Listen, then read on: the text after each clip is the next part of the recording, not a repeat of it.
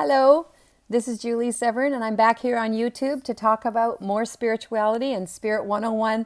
And this is all about today. Let's talk about angels and how to use them for healing. You'll be amazed at what you can do by just using your angels and getting them to help you with healing yourself. You'll be surprised and shocked at how much you can help yourself every single day just by calling your guides in and getting them to help you. You have the capability to do this yourself. You are amazing, you are strong, you are powerful, and it's time for you to remember some of the parts of you that might need to be awakened again, such as your angels. Remember I told you yesterday about how your angels will never bother you until you actually ask for help because they think you know what you're doing? Okay, so let's go into it a little bit deeper. With your angels, you work with them. You ask them to come to you with love. So when you go to bed at night, say you got a headache. Angels, come to me with love and take my headache away, please. Angels, fix my stomach. Take my acid reflux away. Take my ankle that's hurting away. Take my pain in my back away. Whatever you need, take it away with your angels. You'll be amazed at what you can do just by asking for help. You have the capability to get as much help as you could possibly ever imagine, so ask. Because you know what? They won't do it voluntarily until you ask. They desire for you to connect with them and learn how to work with them. And they will do everything that is required of them once you ask. That's all it takes. So just ask them to help you with healing your body, taking your pain away, helping you to become a very powerful being. Ask them to help you to open up to your highest good, open up to your powers, your abilities, your capabilities, your vision, your inner knowing, your empathic, your seeing, feeling, and hearing. Ask for it. Believe me, it'll happen. That's all it takes. And you know, if you find out how amazing you are, then you'll be absolutely in awe of yourself, of what you are capable of doing. And then doctor's appointments will just go away because you don't need to go to the doctor all the time. You can do this yourself. You can heal your body. You can heal your mind. You can heal your heart. You can heal your brain. You can heal every organ in your body. And you can talk to them and ask them to help you. It's quite amazing what you can do. You know, if you go into a meditation, call your angels to come to you with love, go into a meditation and then do that meditation and then like, wow, I can't believe how well I feel. I asked for help. I got it. I'm out of pain. Everything feels wonderful. It's just beautiful and it's blissful. So take it and do it. And do not deny yourself that. Guess what? You deserve it. Did you know that for many, many years, angels were not even included in the Bible? Not until the 13th century. Not only that, not until the 16th century could you even read a Bible, mostly into the 17th century. In the 16th century, they decided to allow people to own Bibles. Nobody could own a Bible, nobody could read a Bible, nobody could know anything that a Bible said because they didn't want you to. They wanted to tell you everything that they wanted you to know and nothing more. So the whole aspect of Christianity has been a lot of lies to you. A lot. Here you are. You are a being who is most amazing. Another thing it says in the Bible, in the 13th century, they brought in that the angels are now in the Bible. They now get mentioned 273 times. Before that, they're not mentioned ever. The Bible has been changed, rewritten over 600 times. And every single time it's been rewritten, there's been stuff taken out of it and more stuff put in that had nothing to do with us as people or healing or anything. So just start realizing, by 600 AD, the Council of Nicaea, which was Alexander the Great, removed reincarnation from the Bible because they didn't want you to know you had other options. They removed it. The next thing that happened was in the 300s AD, they removed, Theodosius was a ruler back then. He removed pagan belief systems and started to kill people when they were doing pagan work. And then the next thing that happened was by 600, then they took reincarnation out. By the 13th century, that's when things got really interesting. They put angels back in. So then up until that point, the only thing you could do is go to the priest and talk to the priest about your spirit.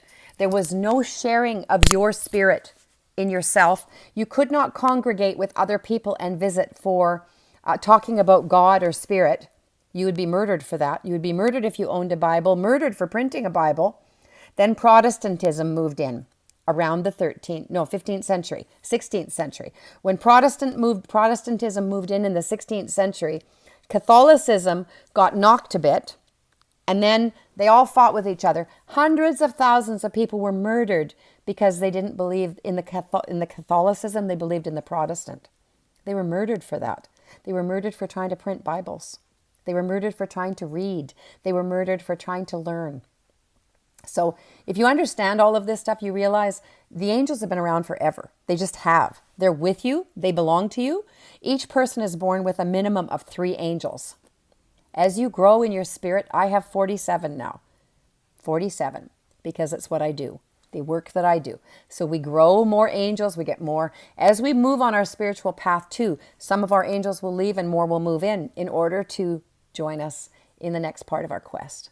So this is really powerful stuff. This is all about you learning the power within and the power without, how to apply it, how to create a world for yourself that is a heck of a lot better than the one you're in now.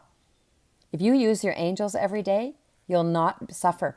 If you ask your angels to keep you safe on the highway, they will keep you safe on the highway. If you ask your angels to take illness away, they will take it away. They will heal you. They will take your pain away instantaneously. It's that quick. It just takes the thought. It just takes the request. That's how quickly it makes a difference in your life. So angelic healing is a thing. It really is.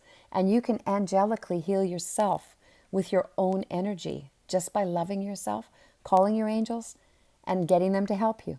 And don't ever let anybody tell you you're not powerful.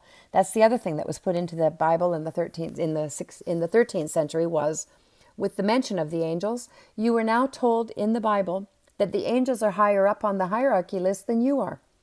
Completely untrue. Even the masters, the ascended masters and the archangels are not as high up as you are. You are the top of the food chain as far as the whole spirituality is concerned. So be it. Choose to be it. Choose to be powerful. Choose to be in your light. Choose to love yourself. Choose to accept yourself. Just choose. Make that choice. You won't regret it. You'll go, oh my gosh, I feel so much better. I'm so content now with my life. I feel absolutely blissful. That's all it takes. Isn't it worth it? I think it is. I think it's fully worth it for you to just activate yourself. Wake up to your power. Wake up to all that is and stop fighting with yourself, because that's what you've been doing. You've been fighting with yourself all this time about what it is you're capable of doing. Stop fighting. Stop arguing. Start allowing. Start hearing. Start listening. Start asking. And you'll find yourself changed. You'll find your life changes, your world changes. You become a different person. All because you asked. It's quite beautiful. And not hard. And do you deserve it? Hell yeah, you do. You deserve to have the bliss. You deserve to have the peace. You deserve to have the healing. And you deserve to be in your own power. Forget anybody else telling you that you have no power. You have amazing power. You are magic. The Bible speaks about a lot of magic. There's a lot of bullshit in there. I'm sorry, there just is. There's a lot of bullshit in there. It's full of people's stories. It's full of all kinds of, just things to learn. It's full of a lot of war, anger, hatred against women. It's not a good place to go. It's just not, And it's been changed so many times. Who knows what the real one is? Did you know back in the 90s, an Israeli professor with the university and the museum over in Israel took a Sanskrit writing of the Bible and tried to translate it himself.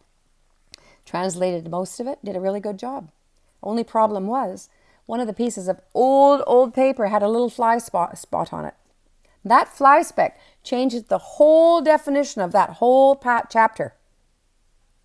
So he realized we can't be changing things. We can't be trying to adjust things. We have to follow the heart, learn what's inside of us, and use our angels and do what we have to do. Because guess what? The interpretation in the Bible is not correct. And it never will be, because it's been changed too many times to even have integrity. You have integrity. And you have angels, and you have love, and you have light. So be it. Stop fighting with yourself. Accept, and just allow whatever's coming in to be what it is. You're amazing. And I love you.